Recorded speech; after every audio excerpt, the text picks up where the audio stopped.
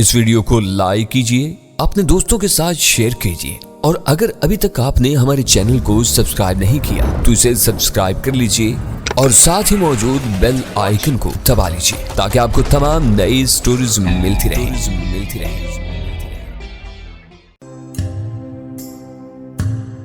بسم اللہ الرحمن الرحیم۔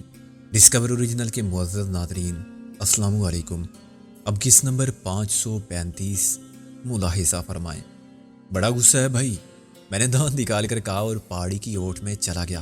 وہاں میں نے دھوتی کے نیچے سے وہ کپڑے کی بیلٹ نکالی جس میں اب ہمارا باقی سرمایہ محفوظ تھا۔ ایسی ایک بیلٹ غالب کے پاس بھی موجود تھی۔ میں نے اس میں سے 2000 روپے نکالے اور دھوتی کستا، پھر قافلے سے جا ملا۔ سورج کی آتشی گولے نے مشرق سے اپنا سر نکال لیا تھا اور خاصی تیزی سے اوپر اٹھ رہا تھا۔ سنہری دھوپ میں سفیدی بڑھتی جا رہی تھی۔ میں اب آدھے یا پون میل کے فاصلے پر ایک چھوٹے سے گاؤں کے آثار دیکھ سکتا تھا۔ کسی سے پوچھے بغیر میں نے سمجھ لیا کہ یہ مانی مراد ہے۔ حوالدار نے پھر پلٹ کر میری طرف دیکھا۔ دیکھ بے، یہ بات سمجھ لے اچھی طرح کہ کسی کو اس معاملے کی خبر نہیں ہونی چاہیے۔ کس معاملے کی؟ میں نے احمقوں کی طرح کہا۔ حوالدار نے مجھے گالی دی۔ ابے یہ جو تیرے اور ہمارے درمیان ہوا ہے، غالب نے کہا۔ آپ بالکل مطمئن رہیں جناب، یہ جو تمہارا یار ہے گرداور کا لونڈا مانک لال، اس سے بھی ذکر مت کرنا۔ کس بات کا؟ میں نے زیادہ احمق ہونے کا ثبوت دیا۔ حوالدار نے میرے جامپڑ مارنے کی کوشش کی۔ ابے میں ذاتی تعلقات کی وجہ سے تمہاری مدد کر رہا ہوں۔ یہاں جو تھانے دار ہے نا، وہ میری سالی کا خصم ہے، وہ سمجھے گا میں اس کا حق مار گیا۔ غالب نے میرا دفاع کیا۔ یہ ذرا مورکھ ہے جی، میں سمجھا دوں گا اسے۔ میں یہ سوچ رہا تھا کہ گاؤں میں پہنچنے کے بعد کیا ہوگا۔ نہ مجھے گرداور کا گھر معلوم تھا اور نہ میں کسی گرداور کے لڑکے مانک لال کو پہچانتا تھا۔ یہ ضروری تھا کہ میں اس سے ملوں۔ اس کے لیے میرے پاس معقول عذر تھا۔ میں مانک لال کو اس کے چاچا کا پیغام دے سکتا تھا اور واپسی پر کہہ سکتا تھا کہ میں 2000 اس سے مانگ لایا ہوں۔ لیکن مسئلہ یہ تھا کہ میں مانک لال کا پتہ کس سے پوچھوں اور کیسے پوچھوں۔ میں نے اسے اپنے بچپن کا یار کہا تھا۔ اگر میں کہتا کہ مجھے اس کا گھر معلوم نہیں تو ایک دم حوالدار کا مجھ پر سے اعتبار ختم ہو جاتا۔ میری اس مشکل کو خود حوالدار نے آسان کر دیا۔ اس نے کہا، دیکھ میں ان کو لے کر جاتا ہوں تھانے کی طرف، ادھر سے۔ اس نے بائیں جانب ہاتھ سے اشارہ کیا، اور تو آ جانا۔ مجھے غور سے دیکھنے کے باوجود اس سمت میں کوئی عمارت تھانے جیسی دکھائی نہ دی۔ مجھے اندازہ ہو گیا کہ حوالدار گاؤں میں داخل ہونے سے گریز کر رہا ہے اور باہر سے چکر لگا کے تھانے تک پہنچنا چاہتا ہے۔ میں نے کہا، کیا میں اکیلا جاؤں؟ ابے وہ سامنے گھر ہے گرداور کا۔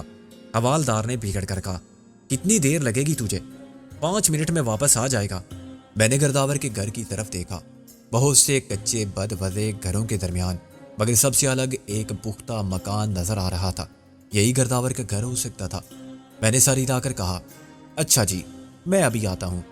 حوالدار نے کہا، میں ایسے کچھ نہیں کرنے کا، 2000 دینے پڑیں گے ورنہ ملاقات لمبی ہو جائے گی، سارے اندر ہی نظر آؤ گے۔ غالب نے کہا، نہیں جی، پیسہ آپ کو پہلے ملے گا، مگر آپ بات پکی کر لینا سرکار، 2-3 دن میں باقی بندوبست بھی ہو جائے گا۔ کہیں ایسا نہ ہو چمن لال کا پرچہ کٹ جائے، 3 دن اسے کچھ نہیں ہوگا، اس کے بعد میری ذمہ داری نہیں اگر اس کے ساتھ تم بھی پکڑے جاؤ۔ حوالدار بولا، ابے کیا کھڑا سن رہا ہے، جاتا کیوں نہیں؟ غالب نے کہا، ہاں ہم انتظار کر رہے ہیں تیرا، پیسے ضرور لے کر آنا اور سیدھا ادھر ہی آنا، ہم آہستہ آہستہ چلتے ہیں۔ مشکل یہ تھی کہ وہ ایک لمحے کے لیے بھی میری نظر سے اوجھل نہیں ہوئے۔ اگر درمیان میں کوئی موڑ آتا تو مجھے گرداور کے گھر کا دروازہ بچانے کی ضرورت ہی پیش نہ آتی۔ میں چند منٹ انتظار میں گزار کے پھر ان کے پاس پہنچ جاتا، مگر اب حوالدار کی پارٹی دور جانے کے باوجود مجھ پر نظر رکھے ہوئے تھی۔ مجبوراً میں نے گرداور کے دروازے پر دستک دی۔ موٹا حوالدار اسی علاقے کا رہنے والا لگتا تھا اور شاید آس پاس کے گاؤں میں رہنے والوں کو پہچانتا بھی ہوگا۔ اس کے باوجود وہ ہمیں شناخت نہیں کر سکا تھا، تو اس کی وجہ یہی ہو سکتی تھی کہ ہم عام لوگ نظر آتے تھے، اور پولیس کے روابط ہمیشہ خاص لوگوں سے رہتے ہیں جو بلحاظ عہدہ خاص ہوں یا اپنے کرتوتوں کے باعث خصوصی شہرت حاصل کر لیں۔ پہلے ایک ملازم قسم کا سڑیل بوڑھا دروازے تک آیا۔ اس نے بڑی عجیب سی زبان میں کچھ کہا جس کا مطلب میں نے اندازے سے اخذ کیا۔ مجھے مانک لال سے کام ہے، میں نے پولیس پارٹی کی طرف دیکھتے ہوئے کہا۔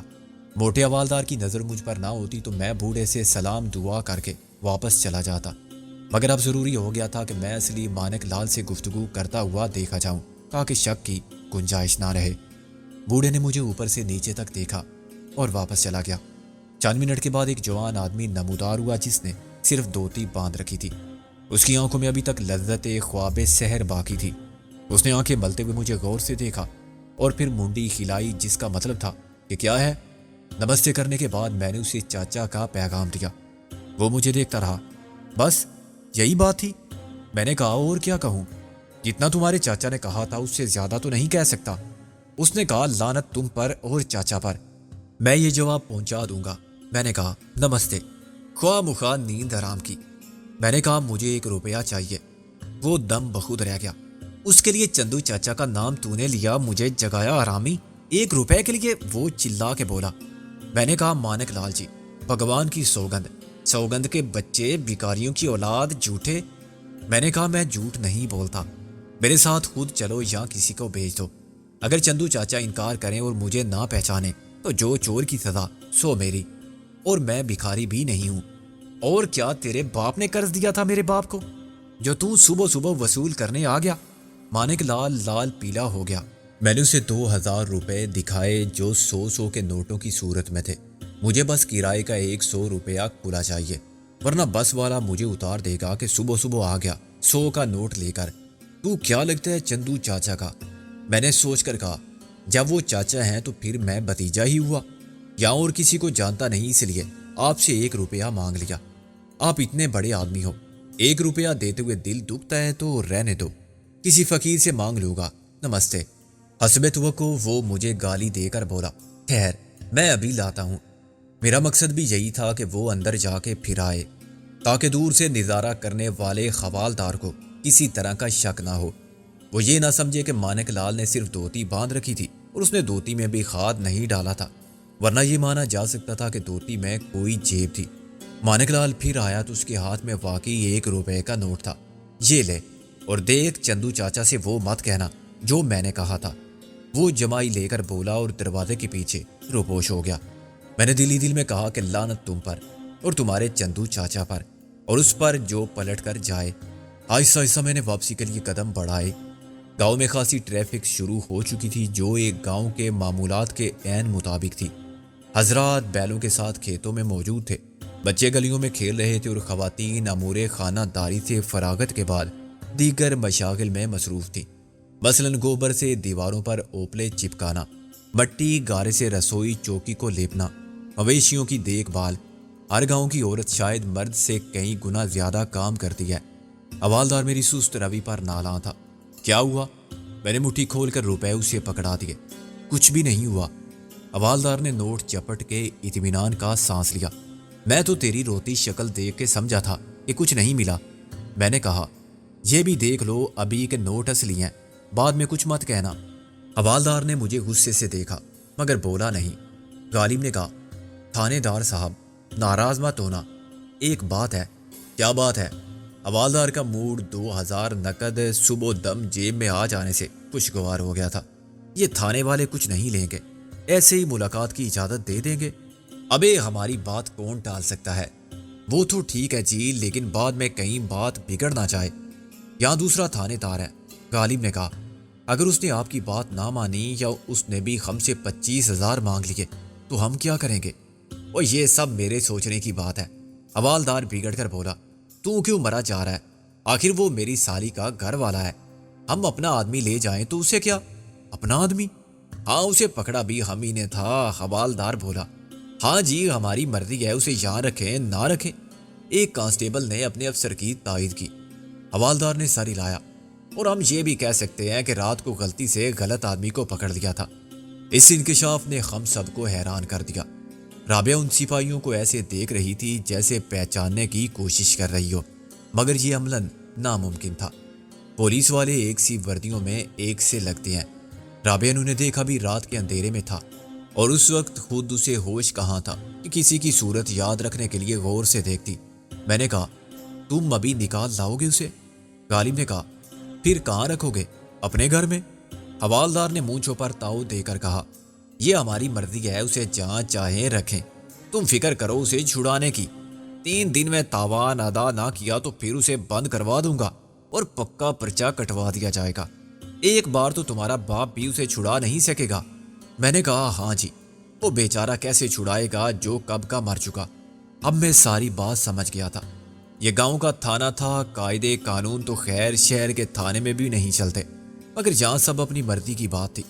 हवालदार ने अपनी गश्ती पार्टी के साथ मोहसिन को पकड़ दिया था और अपनी साली के घर वाले की खवालात में लाके बंद कर दिया था। ये गोया घर की बात थी।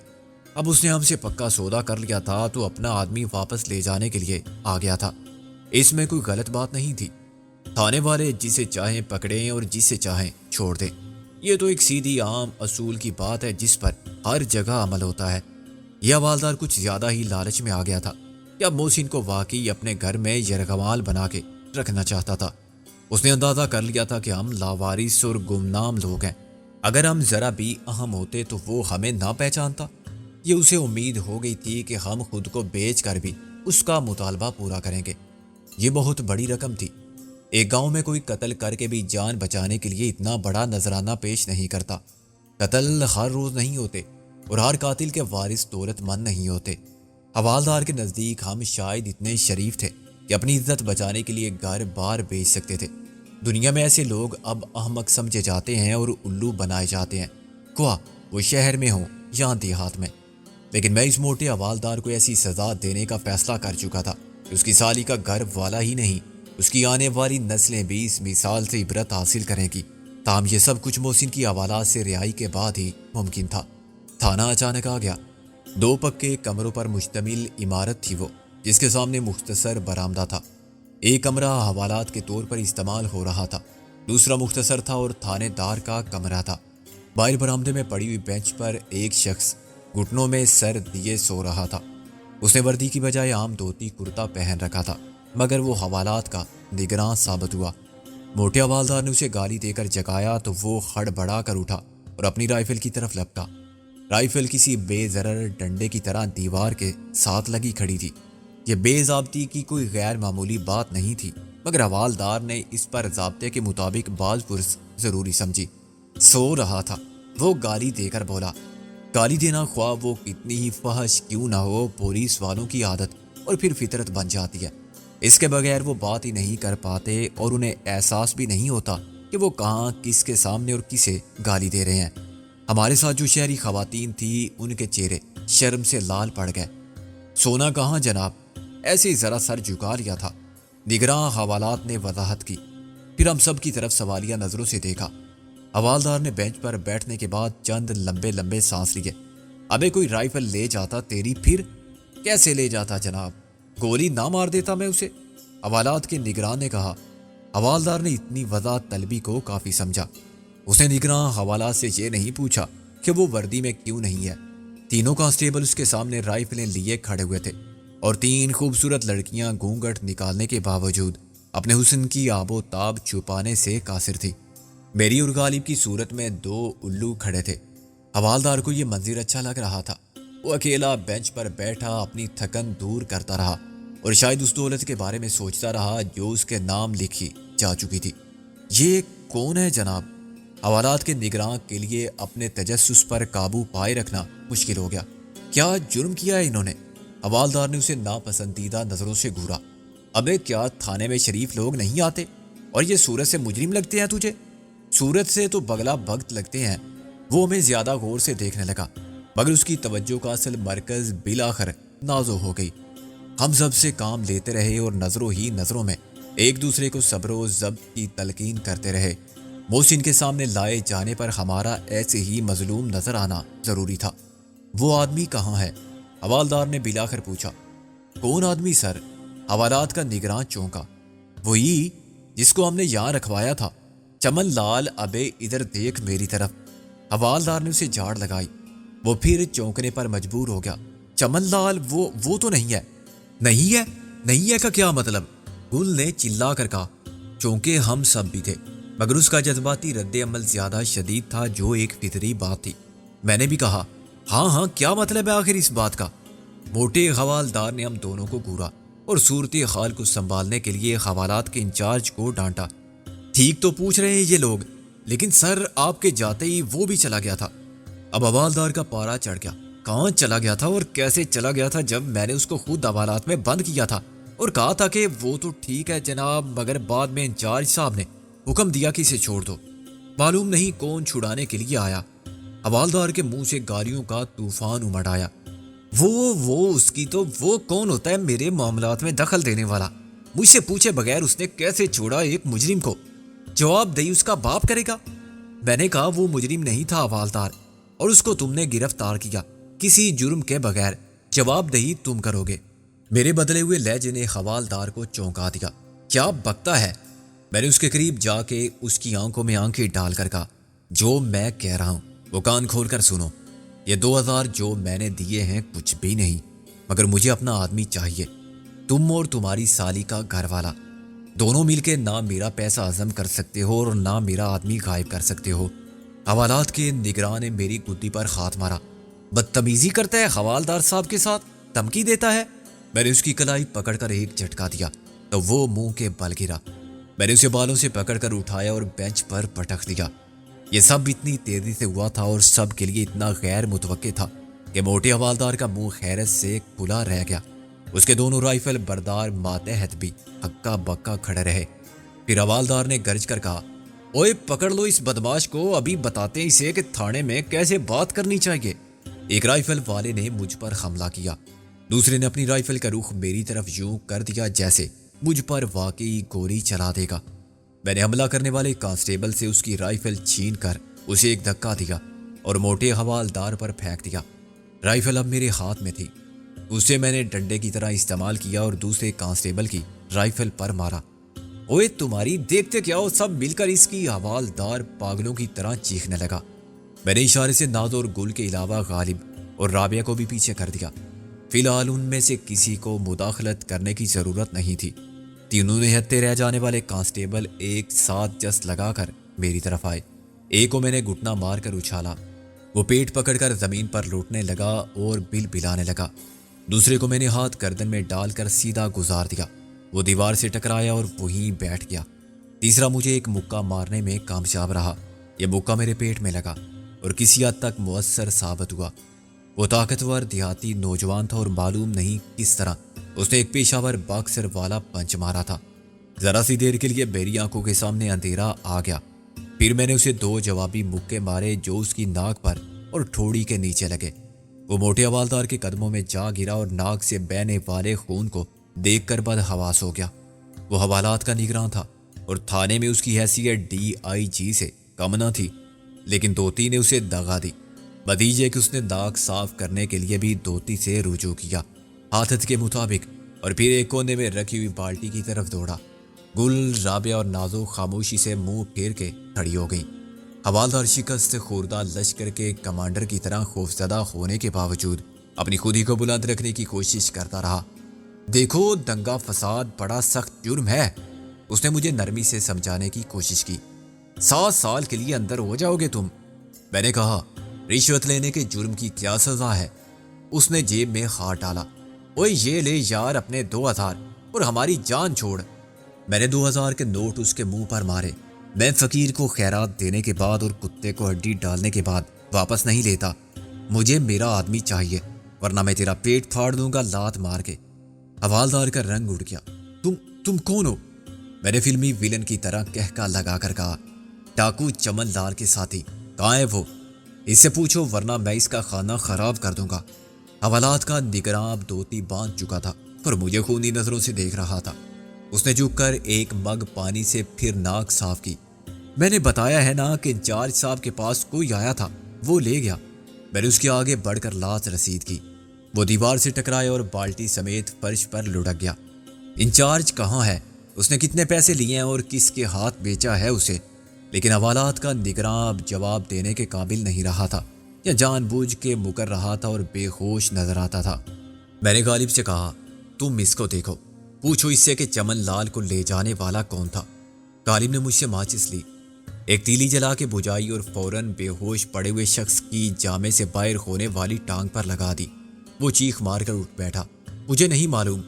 غالب نے میز پر سے ایک بید کی چھڑی اٹھا لی جو وہاں آلہ تفتیش کے طور پر استعمال کی جاتی ہوگی، اور تھانے دار اسے بغل میں دبا کے اپنی شان بڑھاتا ہوگا۔ معلوم نہیں ہے یا یاد نہیں آ رہا ہے۔ غالب نے شائیں سے لمبی پتلی چھڑی اس کے پیٹ پر ماری۔ وہ ہائے ہائے کرنے لگا اور پیٹ کو زور زور سے ملنے لگا۔ آواز نہ نکلے۔ غالب نے اس پر مسلسل وار کیے۔ وہ چلاتا رہا اور اچھلتا رہا، خود کو بچانے کی بے سود کوشش کرتا رہا۔ اس چھڑی کو آج تک اس نے نہ جانے کتنے انسانوں کی چمڑی پر آزمایا ہوگا، مگر اسے خود اپنی چمڑی پر اس کی ایک ضرب برداشت کرنے کا تجربہ کبھی نہ ہوا تھا۔ کچھ یاد آیا کون لے گیا ہے چمن لال کو؟ ابھی صبح صبح کا وقت تھا اور تھانہ گاؤں کی حدود سے باہر تھا، چنانچہ تفتیش کا شور و غل کسی کو متوجہ نہیں کر سکتا تھا۔ تفتیش میں یوں بھی کوئی مداخلت نہیں کرتا کہ کہیں وہ خود شامل تفتیش نہ کر لیا جائے۔ چیخو پکار سے کسی کو یہ بھی کیسے معلوم ہو سکتا تھا کہ تفتیش کرنے والے خود زیر تفتیش ہیں، اور اگر معلوم ہو جاتا تو بیشتر لوگ اس بات سے دلی مسرت حاصل کرتے، ان کی مدد کے لیے کوئی نہ آتا۔ حوالات کے نگراں کی امید بھری نظریں بار بار حوالدار صاحب کی طرف اٹھتی تھی کہ شاید وہ خود کو افسر ثابت کرتے ہوئے ریوالور نکالے اور ان مجرموں کو کیفر کردار تک پہنچا دے جو چوری کے بعد سینہ زوری کے مرتکب ہو رہے تھے اور تھانے کے اندر تھانے والوں کا خون کرنے کے در پہ تھے۔ مگر میں حوالدار کے سر پر سوار تھا۔ اس کے دونوں وردی پوش ماتحت اب ہوش میں آ چکے تھے، لیکن وہ کچھ کرنے کے موڈ میں نظر نہیں آتے تھے۔ شاید موٹا حوالدار بھی انہیں حکم دیتا کہ اٹھو اور ہتھیار اٹھا کے جان کی بازی لگاتے ہوئے مجرموں کا کلا کما کر دو، تب بھی وہ اتنی ہی بےعسی کے ساتھ بیٹھے رہتے اور حکم عدولی کی سزا کو جان کی بازی لگانے پر ترجیح دیتے۔ وہ حوالات کے نگراں کی حالت سے خاصی عبرت حاصل کر رہے تھے۔ حوالدار نے کہا، ابے بتا دے جو بھی تجھے معلوم ہے، کیوں مرنا چاہتا ہے؟ بھگوان کی سوگند کھا کے کہتا ہوں مجھے نہیں معلوم، وہ بری طرح کراتے ہوئے بولا۔ اس کے سارے بدن پر لال لکیریں ابھرنے لگی تھیں جن کو وہ کپڑے ہٹا ہٹا کے دیکھ رہا تھا۔ ایسی لکیریں اس نے بہت سے جسموں پر بنائی ہوں گی، مگر ان کی اذیت کیا ہوتی ہے اس کا اندازہ اسے نہ تھا۔ یہ اس کے لیے ناقابل تصور صورتحال تھی کہ دو ڈاکو جو صورت سے شریف آدمی لگتے تھے اور اپنے خلیے سے حوالدار کی آنکھوں میں دھول جھونک چکے تھے، اب تھانے کے اندر 4 مسلح افراد پر حاوی آ چکے تھے۔ کوئی اس کی مدد نہیں کر رہا تھا، مقابلہ کرنے والے حوصلہ تک ہار چکے تھے۔ ممکن ہے اسے احساس ہو رہا ہو کہ ڈاکو واقعی بڑے جالے، طاقتور اور خطرناک لوگ ہوتے ہیں۔ وہ اتنے باہمت اور باصلاحیت نہ ہوتے تو ڈاکو نہ بنتے، پولیس میں بھرتی ہو جاتے۔ غالب نے اسے دوسری بار بڑی بے رحمی سے مارا اور عملاً اس کی کھال ادھیڑ دی۔ اس کی جلد کئی جگہ سے پھٹ گئی اور بیت کی ضربات کے نشانوں سے خون رسنے لگا۔ وہ لمبا چوڑا مرد ہونے کے باوجود کم ہمت اور بزدل آدمی تھا۔ وہ نیم بے ہوشی کے عالم میں غالب کے پاؤں پکڑ رہا تھا، ہاتھ جوڑ کے منت سماجت کر رہا تھا۔ آج تک اسے اپنی جسمانی طاقت پر بہت غرور ہوگا اور پولیس میں بھرتی ہو جانے کے بعد تو کڑوا کریلا نیم چڑھ گیا ہوگا۔ لوگ اس سے ڈرتے ہوں گے، وہ کسی سے نہیں ڈرتا ہوگا، مگر وہ کتنا کمزور تھا اس کا اندازہ اسے آج ہوا تھا۔ اس سے کمزور جسم کے مالک زیادہ قوت برداشت کے مالک ہوتے ہیں، جو سخت ترین تشدد کو خاموشی سے جھیل جاتے ہیں۔ اب حوالدار کی حالت بھی غیر ہونے لگی تھی۔ ڈاکو صاحب، بھگوان کے لیے ہماری غلطی معاف کر دو، اس نے اچانک ہاتھ جوڑ کر کہا۔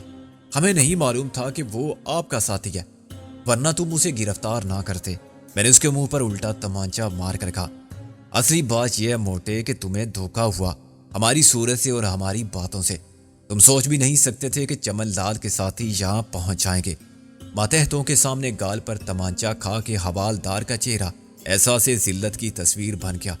اس نے خون آشام نظروں سے بے غیرت ماتحتوں کو دیکھا جو اپنے افسر پر اپنی جان قربان کر سکتے تھے، لیکن وہ خوفزدہ نظروں سے ادھر ادھر دیکھ رہے تھے اور اپنی اپنی جگہ دب کے بیٹھے اپنی جان کی سلامتی کے لیے فکر مند تھے۔ میں کہہ رہا ہوں ان لوگوں سے ضد مت کر، حوالدار نے حوالات کے نگراں کو گالی دے کر کہا۔ کچھ تو دیکھا ہوگا تو نے۔ حوالات کے نگراں نے بالٹی میں رہ جانے والے پانی کے چند قطرے مگ میں ڈال کے پیے۔ وہ بری طرح ہانپ رہا تھا اور اس پر لرزہ طاری تھا۔ میں مر جاؤں گا، مجھے مت مارو، میں نے صرف اسے پیچھے سے دیکھا تھا، اس نے لڑکھڑاتی زبان کے ساتھ کہا۔ پیچھے سے کیا دیکھا تھا؟ غالب نے کہا۔ جوان تھا یا بوڑھا؟ کپڑے کیسے پہن رکھے تھے؟ اکیلا آیا تھا یا کسی کے ساتھ؟ کسی کے ساتھ آیا تھا، اس نے سوچ کر کہا۔ درمیانی عمر کا آدمی تھا، اچھے کپڑے پہن رکھے تھے، قمیص پتلون، نیلی داڑھی والی قمیص، کالی پتلون۔ اس کے ساتھ کون تھا؟ اسے میں نے نہیں دیکھا، وہ گاڑی میں بیٹھا رہا تھا۔ غالب نے کہا، وہ گاڑی میں آئے تھے؟ کیسی گاڑی تھی؟ کار تھی، رنگ نہیں دیکھا میں نے، گہرا نیلا تھا یا کالا؟ نمبر دیکھا تھا؟ غالب نے کہا۔ حسب توقع اس نے نفی میں سر ہلایا۔ کار دور تھی، اندھیرے میں تھی۔ وہ انچارج صاحب کے کمرے میں گیا اور وہیں بیٹھا رہا۔ انچارج صاحب اتنی رات کو یہاں موجود تھے؟ میں نے کہا، نہیں، انہی کے ساتھ آئے تھے وہ بھی۔ میں سمجھ گیا، انہوں نے باہر ہی تمہارے انچارج صاحب سے سودا پکا کر لیا تھا۔ میں نے کہا، اب ذرا سوچ کے اس شخص کے بارے میں بتاؤ جو انچارج صاحب کے ساتھ آیا تھا۔ اس وقت تم کہاں تھے؟ میں اسی جگہ۔ پھر تم نے اسے دیکھا کیوں نہیں؟ غالب نے بیل لہرا کر کہا۔ وہ چلایا، میں سو رہا تھا، ایسے ہی جیسے آج، وہ معلوم نہیں کب آئے تھے۔ مجھے انچارج صاحب نے اٹھا کے کہا کہ چمن لال کو نکال لاؤ۔ پھر جب تم چمن لال کے ساتھ گئے تھے اس وقت اس نے غالب کی بات کاٹ دی۔ میں اس کے ساتھ کمرے میں نہیں گیا تھا۔ انچارج صاحب میرے ساتھ حوالات میں گئے تھے اور چمن لال کو ساتھ لے گئے تھے۔ اتنی دیر میں وہ باہر جا چکا تھا۔ انچارج صاحب بھی چمن لال کے ساتھ نکل گئے تھے۔ میں نے حوالات کو تالا لگایا۔ تالا کیوں لگایا جب کوئی اندر نہیں تھا؟ وہ کچھ دیر بعد بولا، آرڈر ہے جناب، عادت ہو گئی ہے۔ جب میں باہر آیا تو وہ گاڑی کی طرف جا رہے تھے، میں نے اسے پیچھے سے ہی دیکھا۔ غالب نے کہا، اور دوسرا شخص جو گاڑی میں تھا اسے میں نے بالکل نہیں دیکھا۔ بظاہر یہ ساری تفتیش بے نتیجہ رہی۔ جو کچھ ہمیں معلوم ہو چکا تھا اس سے ایک ہی نتیجہ اخذ کیا جا سکتا تھا کہ کسی نے محسن کے بارے میں تھانے کے انچارج سے معلوم کیا یا کسی اور سے، مگر وہ راتوں رات اسے حوالات میں سے نکال لے گئے۔ انہیں کس نے اطلاع دی؟ تھانے کے انچارج نے محسن کو ان کے حوالے کرنے کا فیصلہ دباؤ کے تحت کیا یا لالچ میں؟ محسن کو لے جانے والے کون ہیں اور اسے کہاں لے گئے؟ ان سب سوالات کا یقینی جواب کسی کے ذہن میں نہیں تھا۔ تھانہ انچارج سے بہت کچھ معلوم ہونے کی امید تھی، لیکن وہ غائب تھا اور اس کی واپسی کے بارے میں کوئی کچھ نہیں بتا سکتا تھا۔ میرا قیاس کہتا تھا کہ محسن کو وہی لے گئے ہوں گے جن کے قبضے میں اس کے بیوی بچے پہلے سے تھے۔ وہ تھانے تک کیسے پہنچے؟ اس بارے میں یہ مفروضہ قائم کیا جا سکتا تھا کہ جب محسن گرفتار ہوا تھا تو کوئی دیکھ رہا تھا۔ شاید بجلی گھر کے چوکیدار نے دیکھ لیا ہو کہ جس نے بجلی بند کی تھی وہ پکڑا گیا۔ اس کے بعد میں دلاور اینڈ کمپنی یا تریونی کے کسی آدمی نے پوچھا ہوگا کہ بجلی کس نے بند کی تھی، اور اس نے بتا دیا ہوگا۔ اس بدماش کو تو پولیس لے گئی۔ پھر یہ ہو سکتا ہے کہ انہوں نے اس علاقے کے تھانوں سے معلومات حاصل کرنے کی کوشش کی ہو اور محسن کو حوالات میں بند دیکھا ہو تو انچارج کے گھر جا پہنچے ہو۔ انہوں نے نقد سودا کیا ہو یا ریوالور دکھا کے انچارج کو تھانے لے آئے ہوں۔ یہ سوچ کر میرا دل ڈوبنے لگا تھا کہ فی الحقیقت ایسا ہی ہوا تو بہت برا ہوگا۔ ابھی شیلا کی رہائی کے لیے ہماری ناکام کوشش کا زخم خرا تھا، یہ ایک اور زیادہ بڑی ناکامی کا داغ ہوگا۔ ہمارے دشمن پہلے ہی شیلا کو ہماری جذباتی کمزوری بنا کے ہمیں پوری طرح بلیک میل کر رہے ہیں۔ اگر محسن بھی ان کی تحویل میں چلا گیا تو ہم زیادہ مجبور اور بے بس ہو جائیں گے۔ خود محسن کے لیے یہ انکشاف کتنا بڑا صدمہ ہوگا کہ اس کی بیوی اور اس کا بیٹا پہلے سے یرغمال ہیں اور ان کی زندگی داؤ پر لگی ہوئی تھی، لیکن ہم نے اس سے ہر بات چھپائی۔ وہ سمجھے گا کہ ہم اسے بتائے بغیر شیلا کی قربانی دینے پر تیار تھے۔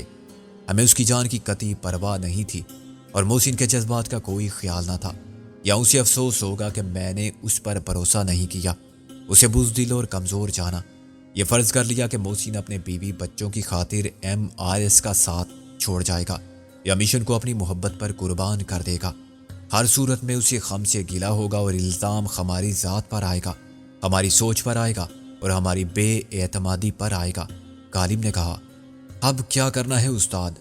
میں چونکا، کیا کرنا چاہیے؟